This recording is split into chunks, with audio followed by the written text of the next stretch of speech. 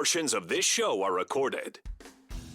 Strap in and be prepared. You just heard Baby J about 3 minutes give his entire A to Z on what was going on. I didn't interrupt you. I don't even like I got to everything, honestly. No, you didn't get to everything. Interesting guests. Kelly Graves, Mike Parker, Josh Pate, Melissa Lombardi, Yogi Robb, who said that Justin and I are smart. Sharp opinions. I think Dan Lanning sitting in his office going, you know what, fine, give us the toughest road to win the national championship. That's what it should be. I think that this team is going to go as far as Malik Murphy takes them. There's a lot to like about this offense if he's who we think he could be. And some smiles. Is this thing on?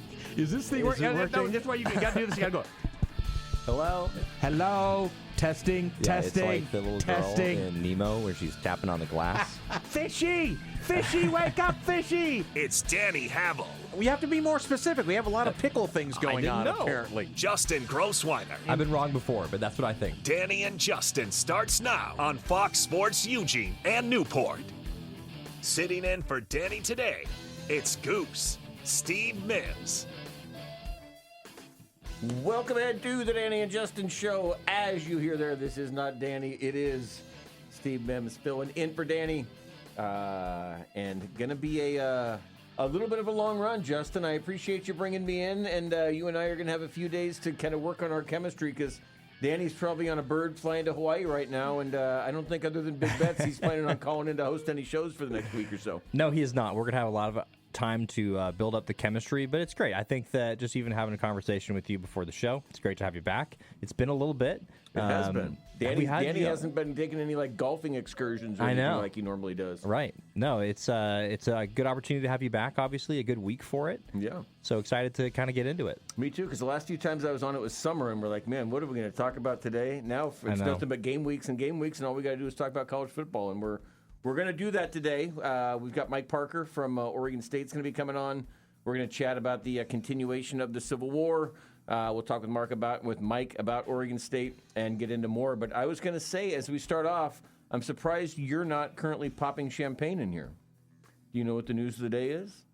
I do not. The Chicago Cubs have clinched a spot in the playoffs with an 8-4 win today, and yes, they did. That clinched their first playoff spot since 2020. So congratulations to you and your Cubs. Well, I don't even count 2020 because almost every team made the playoffs. 2018 was the last full season that they made it. Exactly. So, no, it's been a long time. I mean, it's weird. I feel as apathetic about a team that is top 5 in record in Major League Baseball as I think I ever have. Okay. There's just something about the team that I've been a little put off by, but I think they're playing a little bit better. I think it was because they played so poorly out of the really what it was to me is they had the deadline was just a complete failure for them. They collapsed out of the half. They were the best record in baseball at the All-Star break. The Brewers just go on this unbelievable stretch, and then they don't, and all of a sudden the Cubs have an opportunity to get back in the division, and they basically couldn't take advantage of that, and here we are now. They're going to basically be that number 1 wild card team, and we've kind of known that for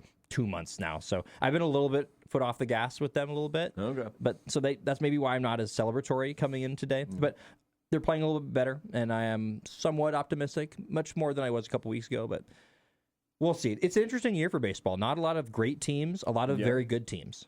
And we've seen in the playoffs in recent years that the great teams can go out because it becomes a shortened series, whoever's the better pitching. So it becomes just to get in and give yourself a chance. But, I was at home today having lunch, and I had the MLB Network on, and I saw the Cubs clinch, and then they were doing the whole champagne, which I hate the champagne to, because then you get it to clinch the division, and then you get one to clinch the wild card. Right. I'd save the champagne to the end. So I'm proud of you for at least saving the champagne to the end. I thought you might be pouring it here when I came in.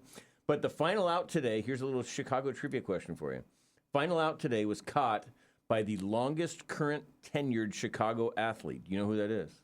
The longest current tenured Chicago athlete, and it's position player, obviously, for the Cubs. It's probably Ian Happ. It is Ian Happ. Which was stunning to me because I remember Ian Happ as a Eugene Emerald, and I think it was probably 2018 or 2017. But it was stunning to me to hear not only the longest tenured Cubs, so obviously no Cubs from the 2016 title team are left. Yeah, Hendricks is now gone. He was the last one. He was the last one. Yep. And so, yeah, it made me feel a little old there. That it makes me feel old, I remember this young guy coming into Eugene, and he's now suddenly the longest tenure to the Cubs. But, the Cubs are... the Cubs and in Chicago, you say. Chicago athlete. Chicago athlete. That's what they said. That's wild. I mean, Chicago has had a lot of turnover recently. Do you want to know? I don't know who it is currently, but at one point, the highest paid athlete in Chicago was like Otto Porter Jr. And it was when they had all those 2016 stars like and an everyone. $84 million deal. 100%. It was crazy. So, like, Chicago right now, it's just like a lot of turnover with the Bulls, and the Bears obviously are just kind of a mess again this year. But anyway, this isn't Chicago sports. This program. isn't at all. But anyway, so congratulations to your you. Cubs. They are in. But no, this is Eugene, Oregon Sports Talk. So we're going to talk about the college football game and Newport. And Newport is also in the Eugene and Corvallis area. So they will be, our friends out in Newport will be looking in on the Civil War as well this week. Yep. I know from listening to Danny yesterday, I can call it Civil War. This is a Civil War safe zone. We don't call it the rivalry game here. I was told it's Civil War, so I will continue to do that. Yep. And that was actually one of the things of the news today. I saw Bill Oram from the Oregonian had a scoop. It sounds like it was last week. I guess I missed it, but it sounds like basically Oregon and Oregon State have confirmed to him that the Civil War will continue. It's not being played next year. They haven't had a deal for next year, but then it's going to be 6 years, so it'd be 28 through 34. The Civil War is going to be on. I know everybody says it's good news, and it probably is, but it's lost its luster a little bit, obviously, since it's not a conference game, and it may be a bloodbath on Saturday. And so for me, and I'm a born and raised in Portland. My dad taught me to, we liked every Oregon team from the Portland Pilots, Portland State, Oregon State. Dad rooted for all of them, so I was kind of that way too. So I loved the Civil War growing up. But now that it's sort of become two teams in different atmospheres, I think it's kind of cool to play every once in a while, but I wouldn't have been angry if it didn't continue. I think it's cool that it did.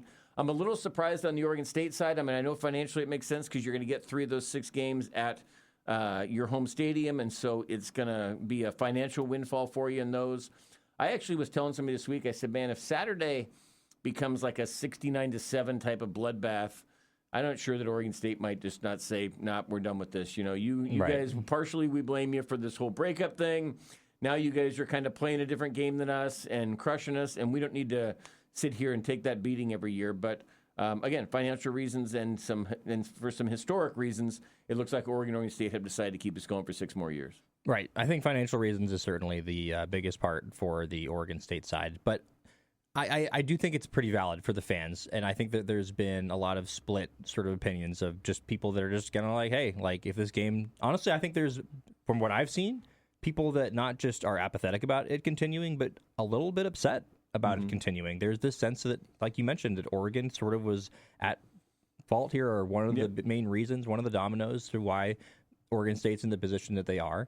And so there's some consternation between these two programs and these fan bases. And it is really interesting just hearing the coaches talk about this game. And it's with all the turnover of the players, and Oregon, obviously, University of Oregon is nationally recruiting. You have guys that aren't from this area, and same thing with Oregon State for the players. I think it's a totally different thing than it used to mean for these players. Obviously, it's a big game because there is obviously a rivalry game here. It's a top 10 opponent for Oregon State. Like, their players are going to get up for it. But it is interesting seeing the different ways that Dan Lanning has handled it versus the way that Trent Bray has handled it, where Dan Lanning has fully embraced this game is really important to us. We've had our players that are former players on our coaching staff that have talked about it. Bryce Betcher has been a guy they've sort of been, featuring this week in their media availabilities because he's been a guy that's been around. I mean, he kind of knows this rivalry. And on the Oregon State side, they're kind of treating it as a top 10 opponent, and they're kind of downplaying the rivalry side in terms of the players at least. So I think it's just interesting kind of coming into this game, the way it feels. It just doesn't feel the same to me at all. I don't know. And it's also because it's week 4 instead of, this used to be your, the game that ended the season, and, one team could ruin another team's season, another team could make its own. Now it's sort of, it's sunny for the Civil War. It was never supposed to be sunny for the Civil War. But to me also, this rivalry, Oregon, if you go through the years, has certainly had the upper hand in it, but it always felt like Oregon State, could pull the upset in most years. There were very few years where it went in like this year where you're like, God, unless 14 acts of God happen, Oregon State's not going to win this game. For most years, it was like, yeah, Oregon's probably the better team, but maybe Oregon State, we saw I'll go back to Mark Helfrich's last game. Oregon takes a big lead, and then Ryan Nall comes out, and they just overpower them, and they beat Oregon. They were an underdog in that game. They beat Oregon there. Dan Lanning's first year, again, same thing.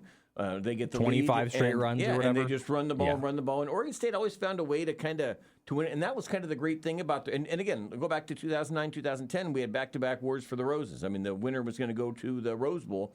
So there were some great ones where they were really competitive, throughout the season. But even in years where Oregon might be, 9-2 and Oregon State might be 4-7 or something like that, it still felt like you went into that game thinking, some things can happen here. I mean, I remember Mariota's had the game, when they barely held on and threw a touchdown pass to Josh Huffman. I mean, there have been games, and it just feels like we've lost that a little now because, again, they were playing in the same conference and kind of under the same rules back then. Yeah. And now we're just not. They're not in the same conference. Oregon's got such an upper hand in terms of financial resources and other resources. And it's not just Oregon State. I mean, we're basically, college football has gone into the haves and the have-nots. Oregon State's the have-not, Oregon's the have. So I was a little surprised that Oregon State would be gung-ho. And by the way, I said the years wrong earlier. They don't play next year. Then it's 27-32. Yeah, 27-32. It's 27-32. Looks like Oregon will host the first one because Oregon, they have to have 7 home games. They budget for 7 home games a year. So in the odd number years when they only have 4 home conference games, they need to have their 3 non-conference all be at home. So Oregon will be at home in 27, but then go there in 28, and it'll go that way. So next year will be the first time in a long time we don't have it.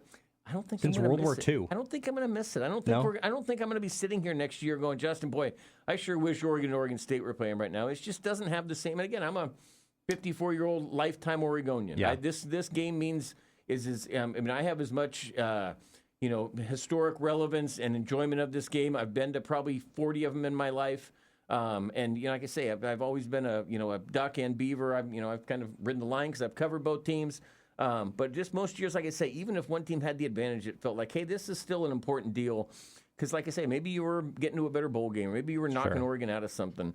And just coming into this week, and I don't know, I haven't seen a lot of the media availabilities. I did see, again, Jerry Mixon this week says their little brother, we're going to kick their bleep. If that happens 4 years ago, that is like bulletin board material. 100%. Oregon State fans are like, man, let's go. But it's almost like, I hate to say it, like a foregone conclusion that he's correct. Nobody's sitting. I mean, if there was a year, typical years, Oregon State would be like, man, that's going to fire us up. That's going to kind of be and if Mike Bellotti had been the coach back then, he would have run in and put a piece of masking tape over Jerry Mixon's mouth and said, you can't talk anywhere. No. We don't need to give him any bulletin board material. I'm sure Dan's probably like, I don't know if we needed that. Right. But quite honestly, that's not going to make up the 35-point spread, the fact that Jerry Mixon said something, So Yeah. back in and Keith Lewis used to do that, and Cliff Harris, and we've had some Oregon, again, where that kind of a thing came out, and it was like, whoa, this is the storyline of the week. And now it just feels like, well, he's probably right. I mean, we'll see. Maybe I'm totally wrong on this and this thing ends up, but it feels like a bloodbath's coming on Saturday. And to me, that's just, like I say, and in different leagues and everything, I'm not, again, I'm fine. I'm happy that it continues on. I'm just a little surprised maybe, and we'll ask Mike Parker a little bit later on, but I'm a little surprised that Oregon State was as eager to keep this going. Again, they need some financial help, obviously, but I was a little surprised that they kept it going. Yeah, and I think the biggest thing for me, and I've been saying this throughout the week, is that for the Beavers, I'm big. It's a rivalry game, so anything can happen. Mm-hmm. I just think rivalry games are one of those things. Although a 35-point spread, that's pretty big. But I think the worst thing that could have possibly happened to the Beavers happened, which is that the Ducks had a really mediocre fourth quarter, if not bad, against Northwestern. And they were never going to overlook this game. Just hearing about the way that they're talking about the rivalry and how much it means to them, they were never going to overlook this game. But they're definitely not going to overlook this game now with the way they played in the fourth quarter. And sounds like they had a bad practice a couple days ago, according to Dan Lanning. So I think that he's going to get his team ready to go. They're not going to be overlooking this team. Clearly, they're going to be the type of team that wants to win like 50-0 every game. And if they don't get to that point, then they're not reaching their standards. So I think that they're going to be ready to go. And it's going to be a long day, I think, for the Beavers. It's a rivalry game and anything can happen. But if Oregon doesn't fumble 7 times and if they don't throw 4 interceptions, it's sort of like I say, and in most years, it's exactly what you're saying. You're sitting there, there's a scenario here where, again, Oregon State can be down, but suddenly they're overpowered them on the ground and Oregon can't stop them and you get a couple stops. I just, and again, I have to assume, I don't know how long betting lines go back in history. I can't assume there's ever been a 34.5-point spread in a Civil War before. And there have been some bad Oregon State teams, some bad Oregon teams in this thing. I can't imagine the betting line in this thing's ever been more than 25 before in this. And we're now at this point where this is, Oregon's favored by 7 more points than they were favored against Montana State, 3 weeks ago. Sure. Maybe it's because of how well Oregon's played, but, the last week, they're favored by more than they were favored against Northwestern. It just kind of shows you, and again, it feels like a pick your score. And I think even, for fans out there, it's a different feel.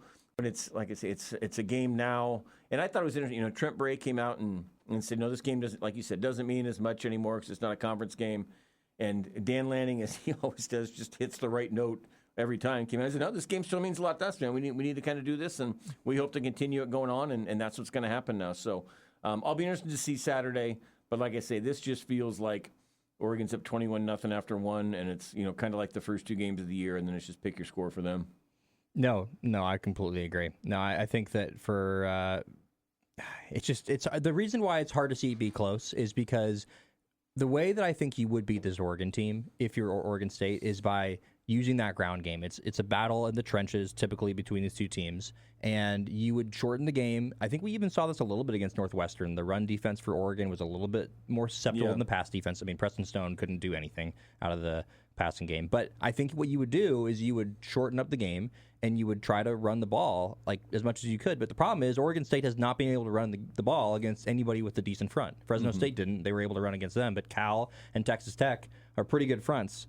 Weren't able to do anything against them. Yeah. Maybe they try to give the ball to Anthony Henderson in ways that are not just handing the ball off to him. But the reason it's so hard to see Oregon State winning this game is because it's just hard to see them running the ball. Yeah. And if they do that, then if they can't do that, if Oregon is able to stop the run, then all it feels like the Ducks need to do defensively is put pressure on Malik Murphy and not allow a deep pass and basically cover Trent Walker. And then their offense is toast. So, anything can happen. There's a reason why we play the games, all that stuff, but there is a reason why it's a 35-point spread because it's hard to see and just conceive of a way that this Beavers team could find a way to keep this one close even. Yep. And the Oregon State game plan with Northwestern plan was run the ball, keep the clock running.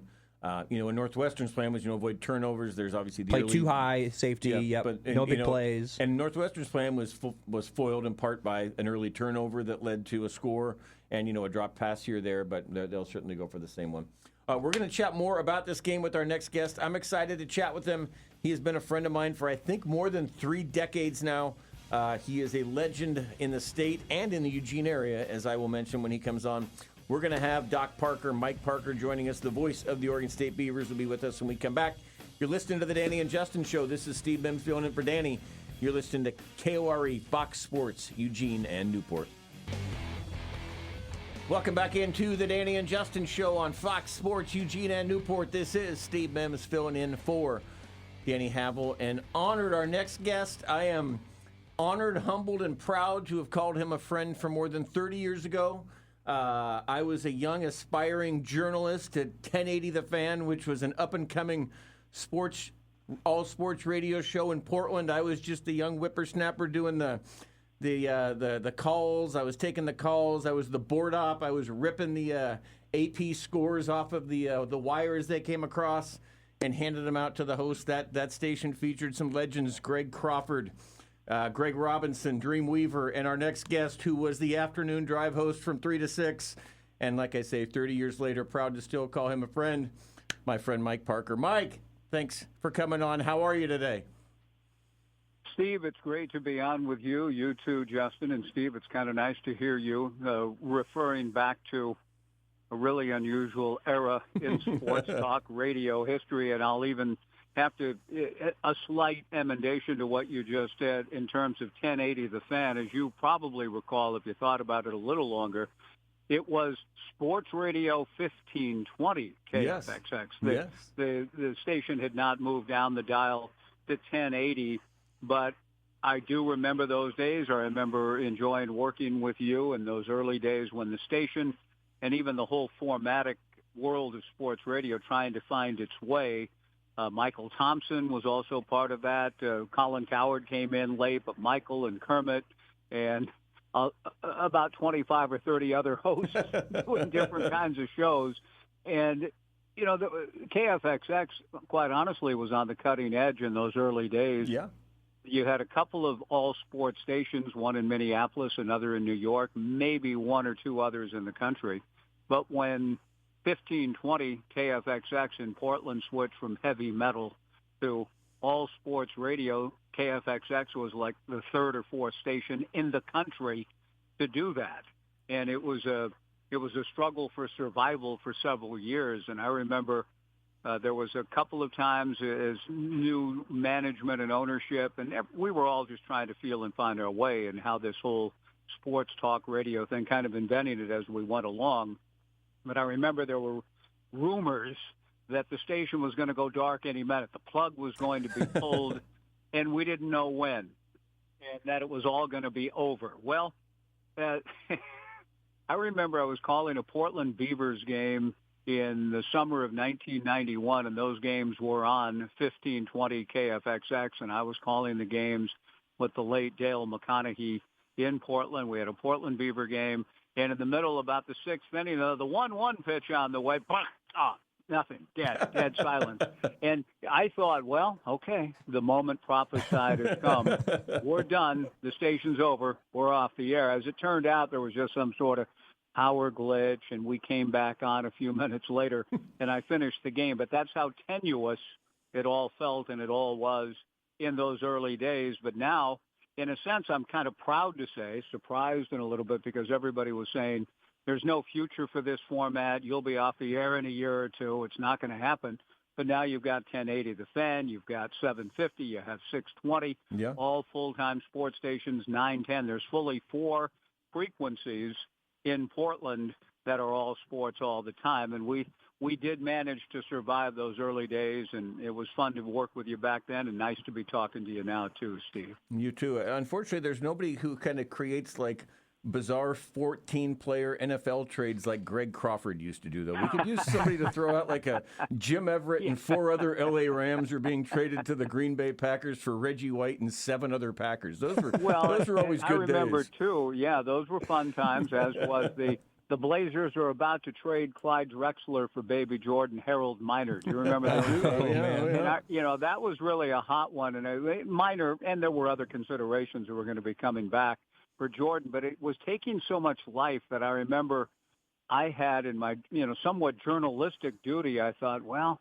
I don't think this is real. And this is long before social media stuff, but there was enough sort of buzz about this in our own world, circa 92, 93 or thereabouts, that I actually, in a conversation in the offices with Jeff Petrie, then the Portland Trailblazers general manager, I said, we were talking about other things, and then off the record, it wasn't an on-the-air interview. Jeff was kind enough to give me some time to talk about various issues with the franchise, the personnel, the roster, the organization.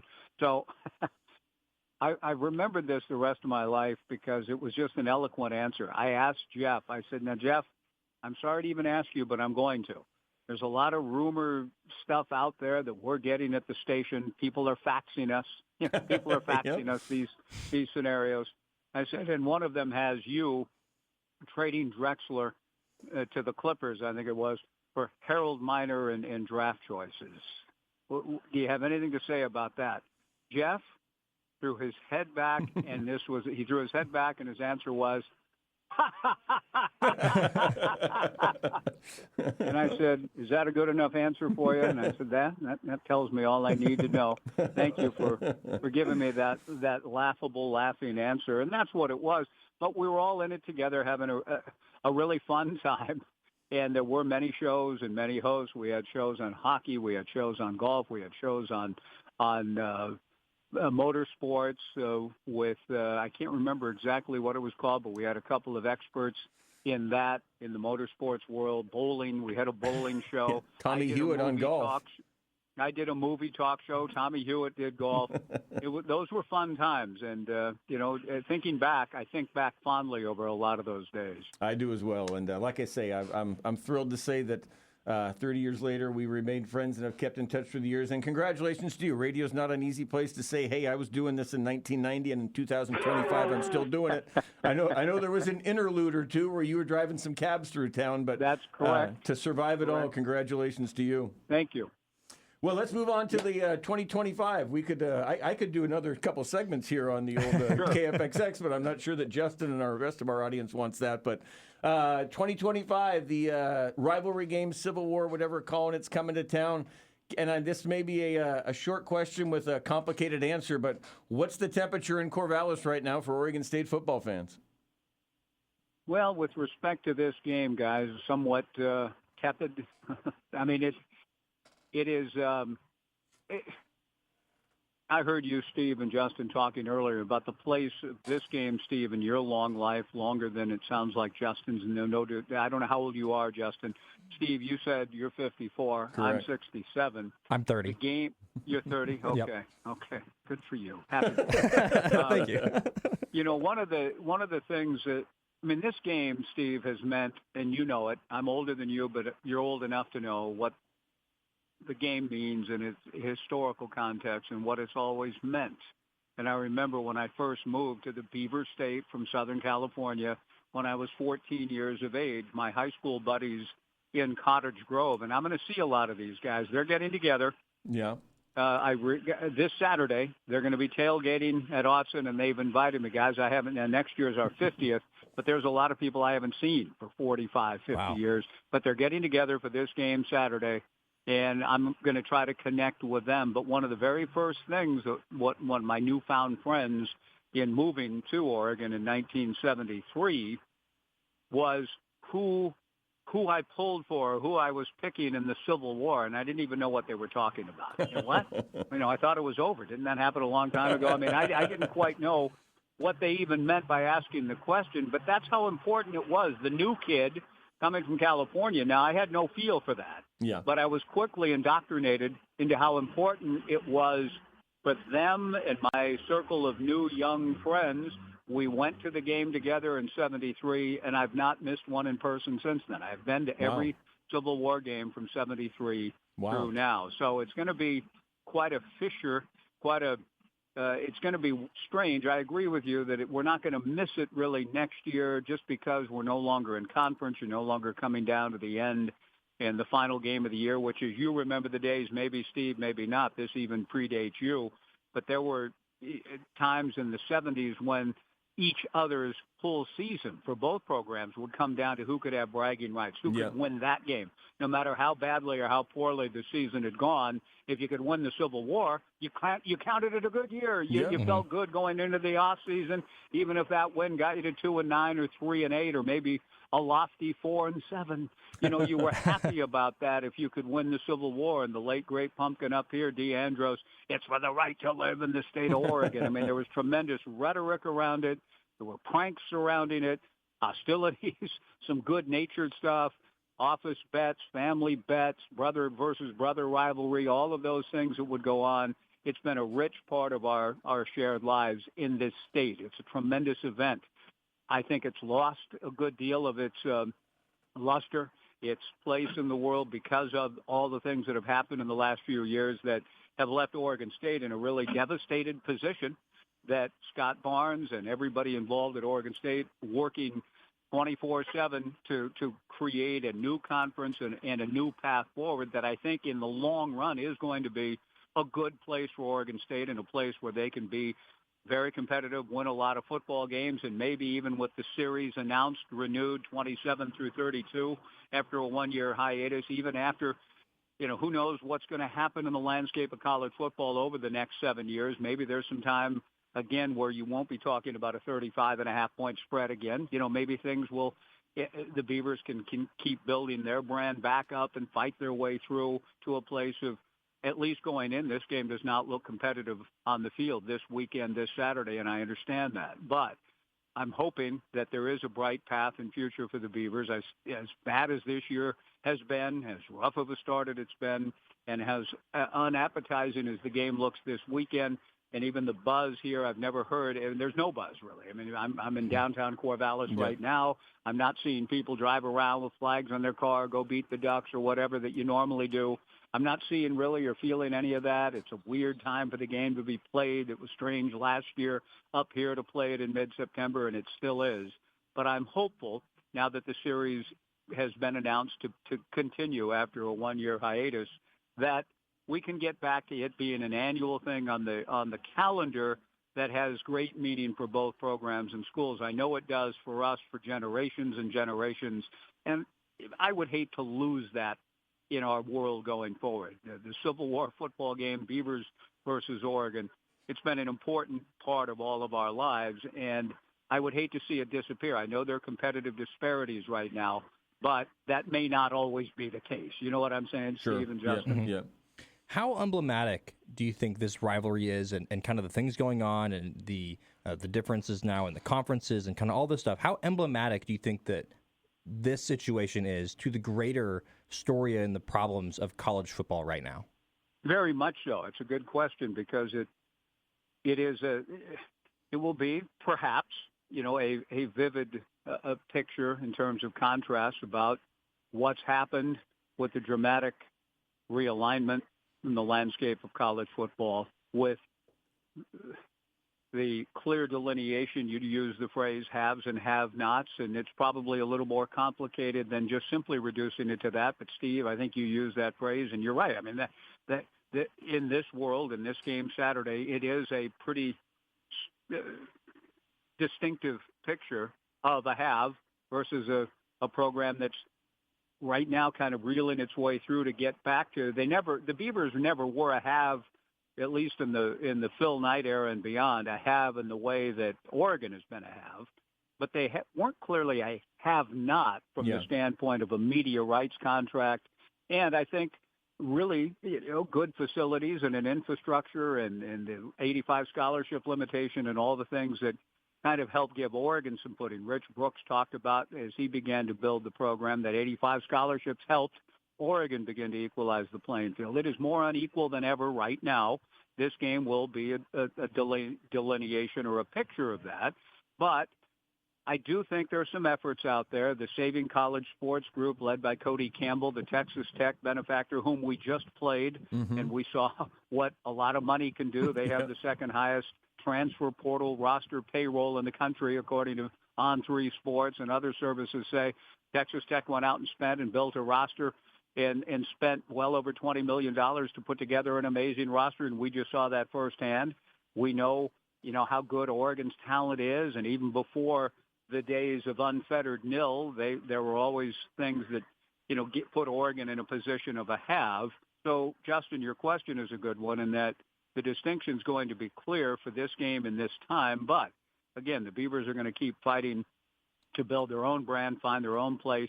And I think if they can find a method and a path as served the Beavers well in years when it was still somewhat disparate in terms of resources and availability, Dennis Erickson, Mike Riley, even an era when I think the schools were growing apart in some respects in terms of funding and resources, the Beavers still managed being a development program, finding diamonds in the rough on the recruiting trail, retaining them without them jumping into the portal after one good year, and developing players. The Beavers had their share of wins in the Civil War and very competitive games. You alluded to the 2013 game where Mariota had to lead a late drive at Autzen and make it 36-35 in the final. The Beavers were heavy underdogs in that game and nearly pulled it off. In 2015, heavy underdogs, and the Beavers ran the ball well and lost 52-42, but that also took people by surprise. Then they won again in 16, and Jonathan Smith, in building his program and developing his program, won twice in 20 and 22. I don't know if the days of development like that, where you can find Dramar Jefferson and find diamonds in the rough and develop them, we may not have that kind of luxury. But I do think Trent Bray and his staff, Scott Barnes as the director of athletics, we're still pretty new in this world. And I think the Beavers, with good leadership that they have in Coach Bray and his staff, are going to find ways to get through the territory this year, get through this, and find themselves in a better place to have, Justin, and answer your question, maybe a less disparity between a have and a have-not as this next 6-year cycle of the Civil War plays out. We are joined by Cottage Grove graduate and voice of the Beavers, Mike Parker. Mike, with that said, and I had mentioned it earlier, I had wondered if there, and you host the Joe Beavers show up in Corvallis, you've got your kind of your thumb on the pulse. Was there a portion, at least, of Oregon State fans who were like, "The heck with this thing"? We blame you a little bit for knocking us out of this conference, and now it's kind of lopsided. We're haves and have-nots. We don't need to keep this thing going. Was there kind of some split decision? In fact, I would say the sentiment here has leaned more in that direction than in keeping it going. I would.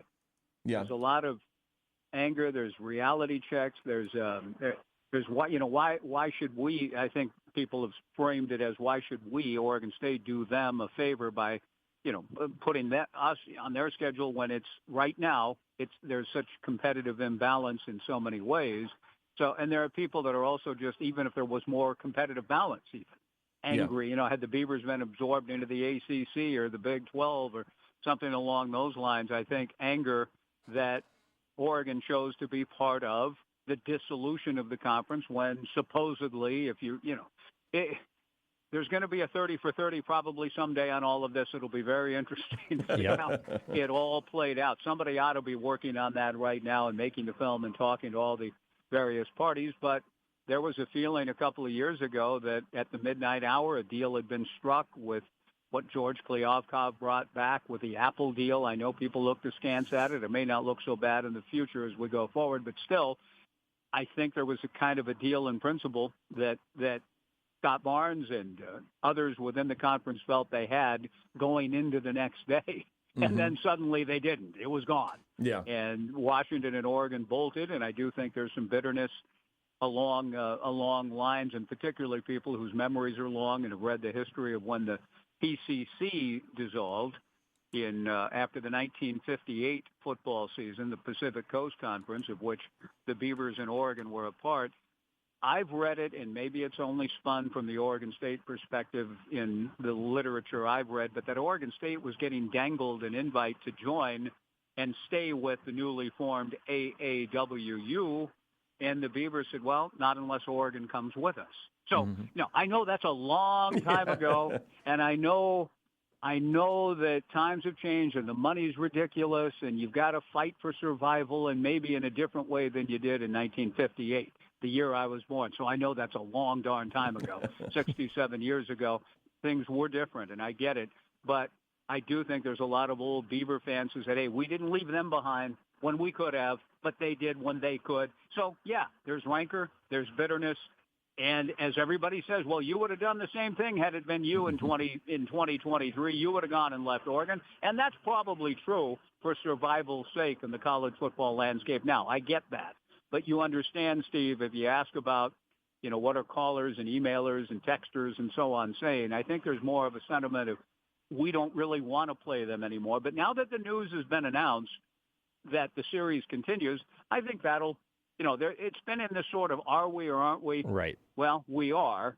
And I think people will come back around to try to see the benefits and merits of it going forward. Before I let you go, Mike, if I do my math, you said your first one was 73. This would be your 53rd straight Civil War.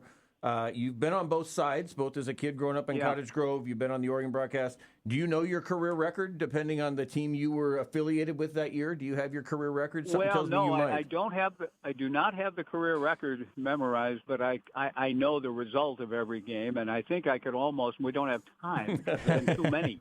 But there for a long, long time, and I wouldn't be far off in giving every score of every game from 73 up to now.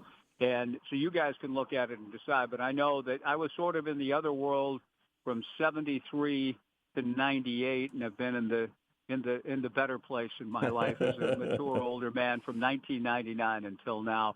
So you can go back and look, but no, I don't know what my personal record is. All right, I'm gonna look that up. That reminds me, I always laugh. And one of the great little anecdotes of Civil War history, and you probably know this too, Hal Cowan, who was a longtime great SID at Oregon State, and it started at Oregon and when a couple years when Oregon State won. So Dave Williford, the wonderful Oregon SID at the time, would always put Hal Cowan's career record in his game notes because he had lost some at Oregon and lost. So Williford's game notes would include Hal Cowan updated career record, 2-17 in Civil Wars. So I know Hal, and Corvallis is getting a little lively here now, fellas. I don't know what's going on. I'm sitting here on a sidewalk outside downtown on a gorgeous day, but the sounds you're hearing. it's become a little more serious for somebody. So I'm going to let you go on that note. There's a couple more coming. It's great to be on with you guys. Thanks for having me. I appreciate it, Mike. I appreciate your friendship for all these years, Mike. Thank you much. I look forward to seeing you soon. Thank you. Talk to you. Okay, Mike Parker, the voice of the Oregon State Beavers. I'm hoping they're not coming for him. No. Knowing Mike, he's a pretty gentle guy. Doesn't do a whole lot of things that would send the police after him, but hopefully he's all right there. Appreciate the voice coming on, and appreciate a chance to do a little bit of flashbacks with him and with Mike Parker. So we come back. We will wrap up the show, and we'll chat a little bit more about Oregon State and Oregon this Civil War week. Recap a little bit what Mike was talking about. You're listening to the Danny and Justin Show on Fox Sports Eugene and Newport. Well, welcome back into the Danny and Justin Show. This is Steve Mims, formerly of the Register Guard, now your friendly local financial advisor at Tide Pool Wealth Strategies, filling in for Danny. And this Justin's going to kind of be like, Kenny Chesney at the Sphere. It's going to be a long engagement here. We've got, I'll be back tomorrow and Friday, and then I know Danny's out the first couple days next week, so schedule permitting, I'll be back. But this is not a one-night only event. We're in this for the long run for a little bit. Well, I feel bad. I don't get the reference. I don't get the reference. Kenny Chesney, come on, Kenny. I mean, Chesney. I know He Kenny played Chesney, but is there 14 days at the Sphere this summer. See, I didn't know this. My wife wanted to go to all 14 of them. That's how I know this. He played the Sphere for like a what do they call it in Vegas? A residency. This is kind of like a Steve Mims residency at the show. Exactly. So, well, you're always welcome back. You can come back in when it's me and Danny if you want. I know. I've done that a couple times, but then, Danny gets mad and starts giving me looks or something. And so I don't know. We'll see how it goes. I'm looking at the picks. We got our picks coming up Friday. Danny sent us our ones. I know Brad's killing everybody, but he's not allowed to win anymore. So I'm trying to figure out here. It looks like Danny's 8-7. And I'm 9-1, so I got Danny, or 9-6, so I got Danny by 1, so that's good. Yeah, and I'm like 6-9. I'm not doing well at all. Yeah, I'm leading the radio crew. We didn't decide yet what the stakes are. I guess maybe the bigger my lead gets, the higher the stakes I'm going to be. Yeah, we need to really lock this down really soon. I mean, this is what happened last year when we basically just let it kind of go, and then all of a sudden, by the time we were really deciding, it was very clear which one of me and Danny was going to be the one that was being punished. Kind of put the hammer down and go with the higher one. So, yeah, we got to figure it out. Maybe we'll figure it out while Danny's off sunbathing in Hawaii, and we'll just let him know. Yeah. Particularly if he goes 0-5 this week, and he falls into a hole, then we'll let him know on there. Big thanks to Mike Parker for coming on. Like I say, very cool for me. I've known him, like I say, since I was 20 years old in there. Knew him forever as I was covering the Oregon State. I covered a lot of Oregon State baseball during the years when he was doing that. Covered Oregon football when he was doing Oregon State. I've seen him at some Drifters games. He's the voice of the Corvallis Knights as well. So, and I meant to get to him, but we ran out of time there. But he is because the ambulance or the firemen were apparently coming to get him. But he is also a former voice of the Eugene Emeralds. Yeah. So he and I wanted to kind of figure out which years he did that and who the stars were, but. Maybe next time. Maybe when we have him back on next time. But I thought it was interesting when he talked about that. Yeah, there is a portion of, and again, doing the Joe Beaver show, he gets that Oregon State vibe every day. There is a portion of the Oregon State folks who are like, yeah, to heck with you guys. We'd like to separate this, and you guys go do your thing, and we'll do it. But I think, again, Scott Barnes knows that for financial and for historic reasons, they're going to keep it going. But it does sound like there are some fans that would have been more than happy if they'd have just said, no, we're separating this. Yeah. I mean, I think it's you control what you can control sort of situation, and there's a lot of things that Oregon State can't control right now, I think, with the changes in college football, but you can control that situation for sure. And obviously it was more of a benefit for them to continue to play it for them than to make a sort of statement. I mean, that's what that would be. That'd be a statement of, we just don't want to do this, right? I mean, like, it's kind of thumbing your noses at them. So, I mean, clearly that wasn't the decision that they went with, and they're going to have the game. Yep. From 27th. So for those of you who missed it out there, Bill Oram of the Oregonian reporting that the Civil War will not be played next year, which we knew, but that they are going to bring it back 27 to 32. It will be in Autzen 27, 29, 31, and at Reeser 28, 30, and 32. And that was interesting, too, that Mike, talked about how, hey, maybe when the Pac-12 gets back together, and if the Saving College Sports groups come in and can really get it to where there's almost kind of a a salary cap to where, hey, all these schools can commit this $20.5 million, but you can't go above it. We're going to try to get teams back on an even level playing field. Maybe by the time we get to 28, 29, it's not a 35-point spread anymore. Maybe it's back to the days to where they're on somewhat of a level. I don't see that. To me, it's the old toothpaste back in the tooth. You're not. That's exactly what I was You're not thinking. going to see the schools. You're not going to see the haves, however many there may be now, saying, yeah, let's go back to the old days where these the haves are happy to run away from the have-nots. Absolutely. And I think we're heading closer to that than we are any sort of, hey, let's rein this back in and make sure that these smaller schools still compete, and these little old rivals can still compete with each other. I think that we're going to see it you just separate more and more, and the money will come in that way. But we'll see. And Mike, who said he's 67, I've seen him. He's in wonderful health. He'll probably be doing that until he's 80. So he'll probably be doing all 6 of those games. But I can see where kind of the thought in Corvallis might be, hey, if we could rein in college sports a little bit, maybe get some guardrails, then we get this thing back to the point when we resume this thing to where it's at least kind of a fair fight, whereas now it does feel like the haves and the have-nots. But, and then maybe, gosh, we spent a whole day basically talking about how they're going to get the doors blown off. Maybe they there's a win. world out there where we go into the fourth quarter and it's 21-14 and the Beavers have the ball. And I guess maybe over the next 2 days we can get more into that, but maybe we're just dismissing it all. But and it was interesting that Mike said too that there's no buzz in Corvallis for this game right now. Nobody's in there and hey, let's. He said waving their flags or hey, let's go do this and I don't even get a whole lot of buzz in Eugene about it. It's not Duck fans aren't like we got to kill the Beavs. We got to live for the rights to live in this state. I think it's sort of like, all right, here comes our 4th straight 4-touchdown or greater underdog, and let's just get rid of this one so that we can finally move on to the Penn State game. And I think as much as anything, there's a sense that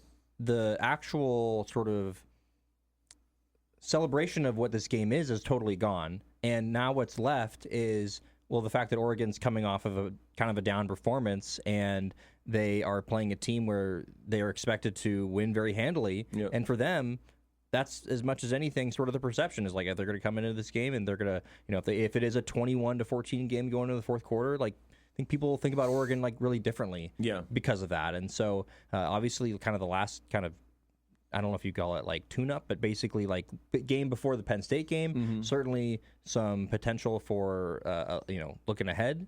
But as I said to you earlier, I think that this Ducks team is probably going to be ready to go. Yeah. And for the Beavers, like, I think that this is the opportunity to pull out all the stops, right? You have nothing to lose here, especially because you're down 3 games in the season already. And I just think, why not? Like, why not just do something crazy? Like, you just really have nothing to lose. And that's kind of the best position to be in a lot of ways. Drop Malik Murphy back every time and just throw bombs. And if you can complete like 3 of them, be able to maybe you got points. Just throw something out and figure like, say, hey, let's get a hard I'm time. thinking like triple reverses, like flea flicker. No, I don't know. Fake I don't know, but I think they have to find a way to give this team some energy. And whether that is, having a good performance against Oregon, that could be so huge going forward, because I think that we all kind of have this perception of, hey, like I think we all kind of know what's going to happen here, and again, we have to play the game. I think it'd be hilarious if we came back on Monday and the Beavers made this a game or won this game, and we'd all have to basically reevaluate everything we do when we talk about sports. But it'd be huge for this team if they found a way to be competitive against Oregon, because that would show themselves, I think, as much as anything, something heading into Houston and then Appalachian State, and then a much easier part of their schedule. Because man, there's still wins on this schedule, Steve, and they just have to find a way to not completely fall off the rails. And you talk about the toothpaste coming out of the tube. Like, I think if that continues to happen with the morale of this team, you're in a really bad spot. But I think there's still long enough of a season that they can kind of figure it out. First thing we do Monday if Oregon State wins is you go back and delete this week's of the podcast Absolutely. list. We can't have anybody listening to us talk about what a blowout it's going to be. So, so there's so there you go. No buzz for the Civil War in Corvallis or Eugene. It's the buzzless Civil War with a 35-point spread in the middle of a sunny September day instead of the old days where it was your so Thanksgiving weird. But it is. But we're going to keep talking about it over the next couple of days. We'll have some guests on who are covering both teams, so we'll continue to kind of hit both sides. I know Isaac Streeter does a little of that, and obviously having Mike on today was great, and so we'll continue to have folks. We'll continue to talk about it tomorrow. I'd like to talk about looking ahead at Oregon State's schedule, because like you say, there are some winnable ones there after it, and does this one, if you get blown out this week, does this kind of make those more? We'll get more into that as we go along. All right, well, it's a good thing we're wrapping up because I got the coughs now. So, again, Justin, I appreciate you having me in and having me on. We'll be here for a little while. We'll be back tomorrow and Friday, some days next week. Danny, if you're listening, aloha. Have fun off there in Hawaii. And we'll try to hold the fort down for the couple days. Join us again tomorrow as we continue to chat about the Civil War. This is Steve Mims. I'm filling in for Danny. You're listening to the Danny and Justin Show on Fox Sports.